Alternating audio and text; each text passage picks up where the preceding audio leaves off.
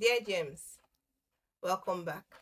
Before you start buying any shares, there are a lot of things you must factor in. And this is not to scare you away, it's just the reality of things on ground with this present economy.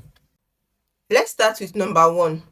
The market is currently volatile because the shares price just fluctuates anyhow because of current market forces, economic condition, or the company's performance. Share prices drop significantly because the economy is currently not smiling. Should in case your goal of investing is for the short term, you will lose out on your capital. Two, there is a huge risk for losing all your money if the company you invested in goes bankrupt or loses their potential customers over a company's decision made, and this could lead to you losing all your capital invested. But unlike bonds, where it is you borrowing the government your money and there is a guarantee of you making money back, shares is not like that. The risk factor for shares is very, very, very high. The same way it makes you money is the same way you also lose money if the company goes bankrupt or they make poor financial decisions and the market reacts to it badly. Three, there is lack of control because you being an equity shareholder through public investment, you have no decision making whatsoever in any company, especially if you own little to tiny amount of shares of the company. You literally cannot even vote in some shareholders meeting. So major decisions are made by the board of directors or the company's management team. Number four, if you are someone like me that enjoys earning dividends from a company, let me shock you. Dividends are not guaranteed. I know.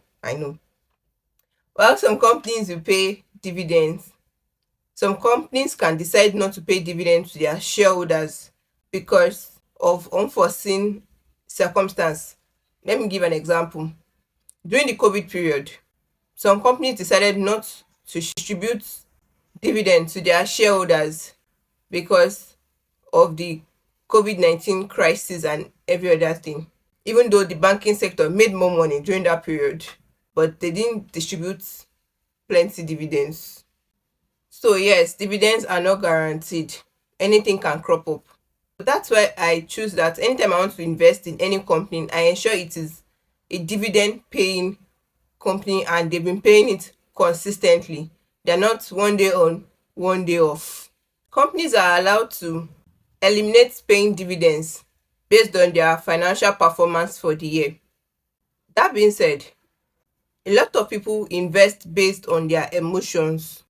Any small news they sold off, any good news like now, they should start rolling dividend payments from January, February, thereabouts, because they're meant to declare by the end of this year. Some people, because of it's close to dividend payment time, they'll go and buy a company share that they know that yes, it pays dividend. So they're able to earn money. Those are called emotional investors. And quite a lot of time, emotions in investing can lead to bad decision making. Fear and greed also make investors do and undo. They buy at impulse and sell at impulse rather than based on a sound financial analysis. Investing also requires time and research. Doing your due diligence about a company before you decide to buy into it is a major selling point. I cannot but overemphasize that. You understanding the market trends, monitoring your investments, and being just generally aware of what the market is making its decision based on can be very, very overwhelming. So please take your time when you are investing. Learn the ropes, learn the scoops. Changes in management or production settings or systems, and also changes in their services or product offering, can also lead to price jump and price fall of any company shares you choose to buy. Bad publicity or court case also affects a share's price. In fact, sometimes new laws created also just makes the share price drop a lot, especially if the policy is not a favorable one. The prices just tend to collapse a lot. But if the price is a favorable one or a good one, it boosts investors' confidence and you just see that the prices are skyrocketing up. Also, if you choose to invest in any shares, note the fact that the monetary inflation will affect. A lot of times I get arguments like what 1000 naira can buy today is not what it could buy yesterday, or the naira is getting weaker, the value of money is dropping. Yes, I agree. And even if you are saving towards the next 40-50 years, or you are investing towards the next 30 years, what you can buy with the money now is not what the money can afford tomorrow because of inflation. So you should be aware that inflation plays a huge role.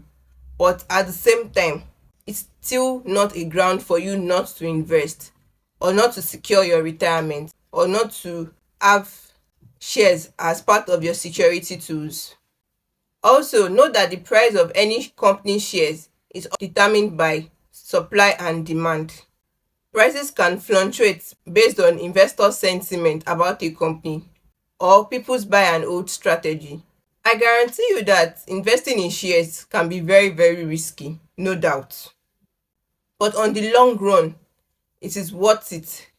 Research has shown that over a 30 years period, it has proven to have higher return rates. Is it worth investing in today's economy? A big yes. It is still a yes for me. Buying into company shares that give minimum of 10% returns is also better than putting your money in the savings account that will give you zero return. They'll even be removing charges on top.